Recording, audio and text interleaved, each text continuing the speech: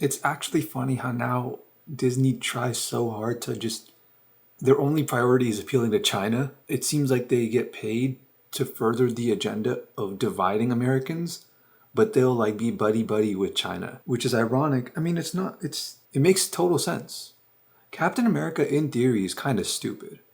Like, it should be about the world. A superhero super should be beyond the world. But I mean, in the movies, it's not bad. Pretty good, actually. They didn't need to give him a character arc. This is another thing I like about it. You can make him honorable and all that stuff, like right from the start. But they went with the route of like, okay, just make him like a fanatic cult follower, and make it seem kind of harmless, which was like, no, they actually executed that brilliantly. I don't even know if that was intentional. It was beautiful the way they executed it. They made him seem like the good guy just because he was following the good guys, which was America.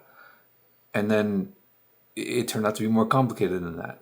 Where it's like, not in the first movie. In the first movie, it's pretty cut and dry, but they introduced that character arc. I'm pretty sure they planned it even in the first movie, set up as this just like brainless follower super soldier bot, and that's really great because it's like the main character flaw of Captain America is his shallowness. I don't know. I think it's a pretty good message. I don't think the movie was like particularly great or like amazing. It's got some cool moments, and that's what you watch these movies for at the end of the day. This is I'm reading a lot into it. This is a lot of like mindless entertainment, but I love this. I just enjoy diving deep into things that don't need to be seen as profound at all. Especially the later movies. Later movies are really they're full of eye candy, like Captain America: Civil War and all that stuff. Tons of like just really cool moments. That's what I mean. That's what we remember. That's what makes the like YouTube clips that go viral and all that stuff. And people like they need those like little bursts, those little like spikes of dopamine, like Iron Man putting the hand on the thing and then with the like catching the bullet with his hand, like stuff like that. There's some of that in the actually there's not that much of that in the first movie. From what I remember, the first movie, the first half of it before he got pumped full of steroids was like really good. It was like a great movie before that point. Bro, the Germans did so dirty, like in real life too. Like in just like the world over the past like 100 years, they've been done so dirty that they respect to them for like keeping their language, culture, all that stuff. I mean, it hasn't been intact, but I know a lot of other groups. We can call them groups that if they went through the same thing, they would just abandon their culture, abandon their country, move somewhere else, and go, oh, we're gonna, sell out and start a new thing here and abandon our history and our heritage. On one hand, there is the enlightened view of like culture is limitations for the individual and it encourages conformity.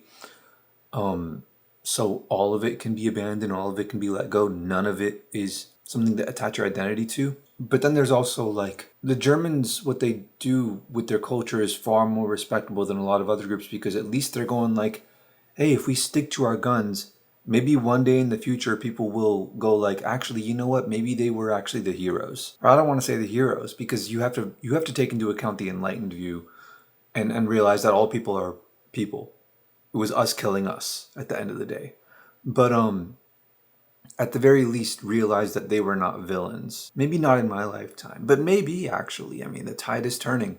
So maybe people will realize that. But at least as of right now, if you hear a German accent in a Hollywood movie, rest assured they are the bad guy. They still haven't recovered from that debts, that interest. The thing is like, dude, if I just lay out like how the movie goes, you'll be like, this is retarded. Oh, all the Americans are all good guys.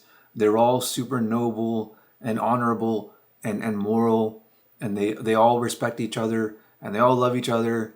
And then the Germans are the evil space Nazi magical like Maho Shoujo magical girl. That was also another like all these movies, Disney and all these companies, they know that if they make a movie in a specific time period, the guns they use have to be historically accurate. Otherwise, a very small subsection of gun nuts online will lose their shit and complain about it, and it'll become like a way bigger deal than it actually is. It looked weird with like knowing that they're trying to accommodate a certain group and have these like historically accurate guns next to like millions of years in the future type like alien advanced technology.